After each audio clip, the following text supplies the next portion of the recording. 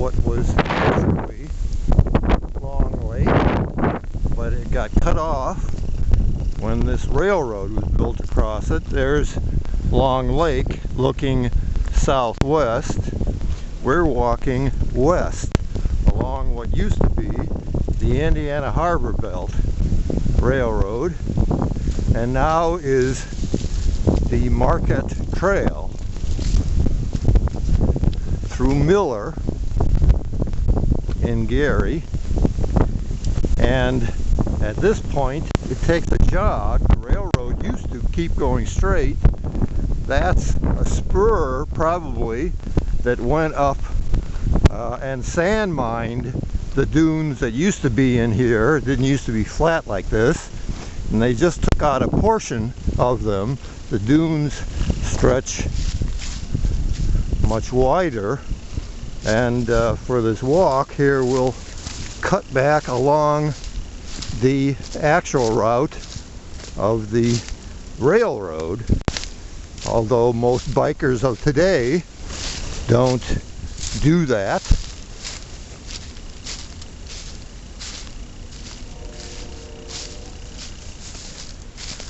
Now, it's not perfectly delineated as it is along much of the route. Here's a test cage of the National Park Services. There's Long Lake in the background. That's where we just came from. That's a little bench for bikers who need a break.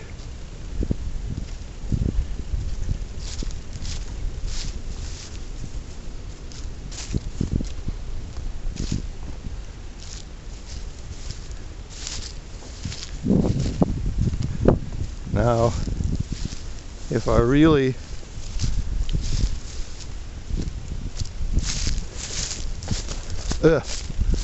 wanted to work it out, there are plenty of clues left in the ground for where sand mining spurs ran to, because they weren't necessarily two-ended.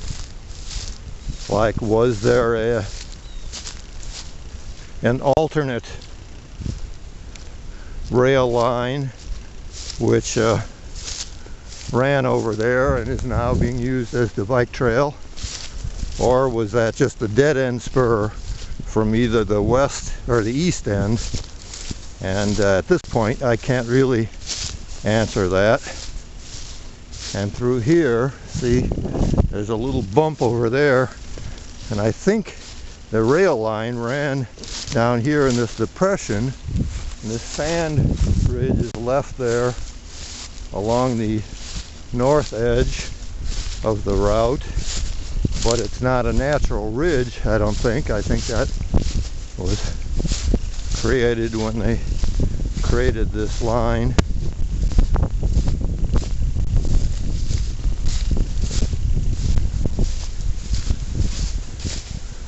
Just what the dunes were like before they were sand mined, I certainly can't tell you, and I don't know if there are records of that, though I would assume they were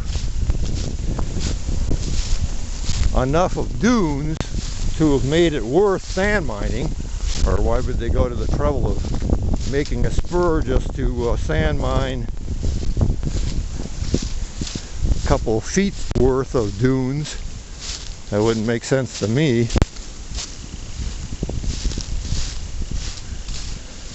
Rail lines do have spurs so that they can pass other trains too, but since the Indiana Harbor Belt got so little use in general over the years, I wouldn't think that would be the case with them particularly.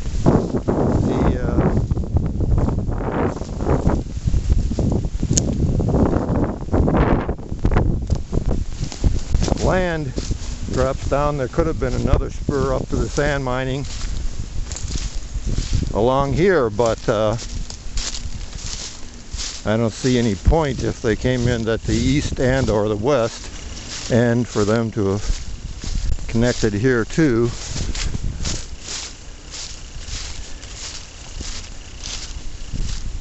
This terrain nowhere was just plain level. So there were interdunal ponds in here too, along with the little knolls and knobs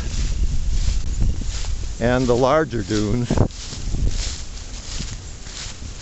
And here, now this I think is a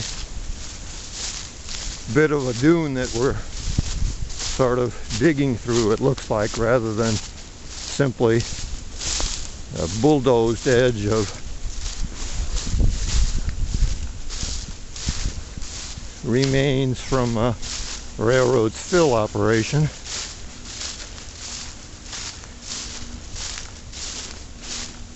But here we're coming through, we're going to go right through a dune. And this is a National Park survey marker. And yes, the sand train didn't feel like curving around too much, even though it didn't go straight east-west. It was following sort of the northern shore of Long Lake. They did go through dunes too, rather than go slightly farther south here. And the dunes, actually, that's not just what we see.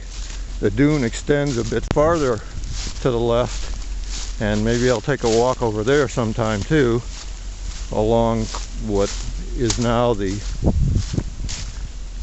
shore, or maybe I should say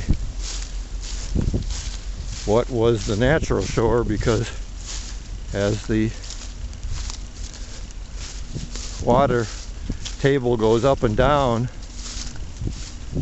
through the seasons and from year to year,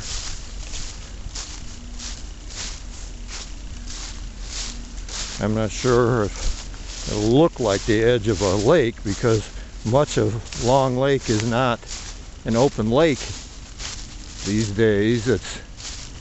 It's more of a marsh, completely covered with reeds and very shallow. And then other portions of it are more lake-like.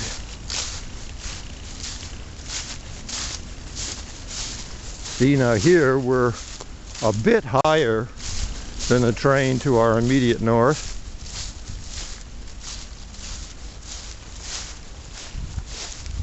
But I don't know that that really would have been a interdunal pond at any point in its existence.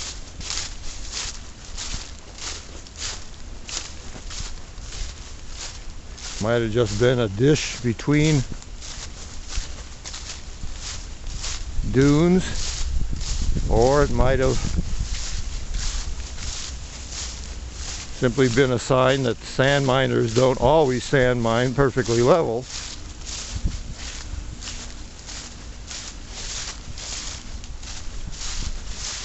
But those dunes, past the trees there to the right, to the north, extend a good ways up. This is a nice portion of the Indiana Dunes National Lakeshore that never got developed, and maybe I'll take a walk around there sometime, see if there are actually paths over there, or if I have to make my own.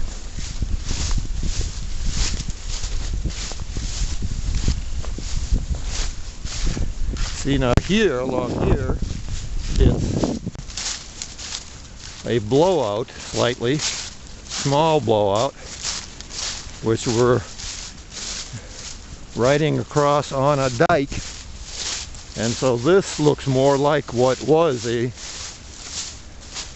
interdunal pond. Now, I wouldn't call this part of Long Lake, because there's a dune ridge there, a low dune ridge, which cuts it off from Long Lake. But in the ancient sense, I suppose it was a part of Long Lake. And then this dune ridge ended up getting blown across it long, long ago. Now we're seeing the Marquette Trail there again in the distance. Somebody's walking along it. And we see the barricades there.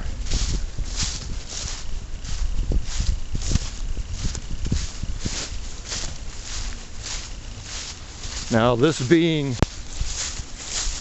well, I started this walk at 12:15, now it's 12:25, so it's a lot sunnier than it was from my walk in the other direction. And so I think you're seeing things stick out differently as we walk along. There's the ties again that we saw in the last one, but I didn't see most of the ties underfoot that I have walked over, because there's still plenty of those buried under the leaves now, especially since the leaves have fallen.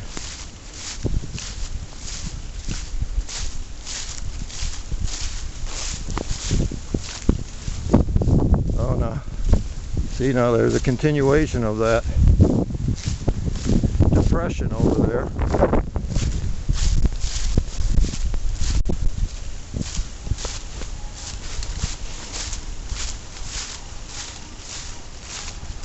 Sounds like a whole bunch of honking geese to my left on Long Lake, I'd say. If you heard those in the...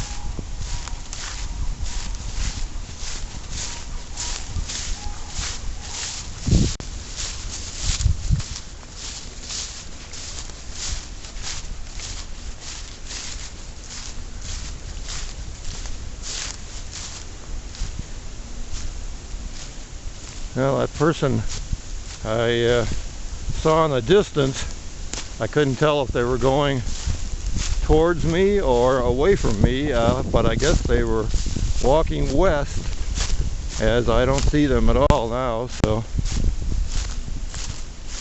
now we can see a little bit of open water on Long Lake.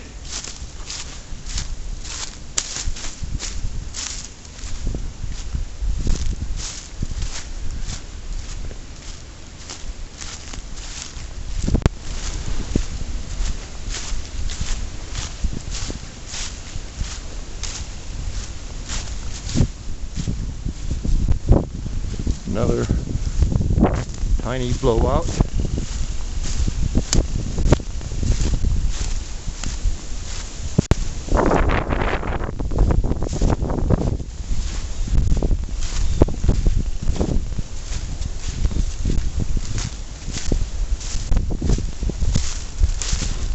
This is the former spur to the northeast. Now the Marquette Trail as it takes a jog. I guess just to make things interesting for people, or that's the way I assume it anyway.